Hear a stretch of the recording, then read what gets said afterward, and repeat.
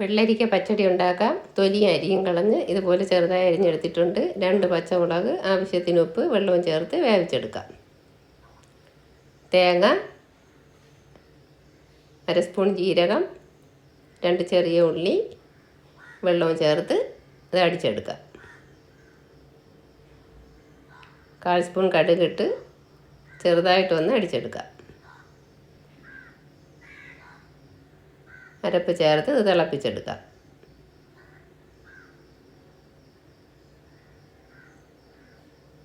തൈര് ഒഴിച്ചു കൊടുക്കാം.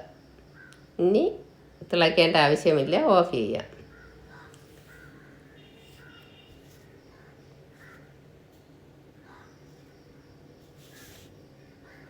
എണ്ണ ചൂടായിട്ടുണ്ട്. കടുക്, വറ്റൽമുളക്, കറിവേപ്പില.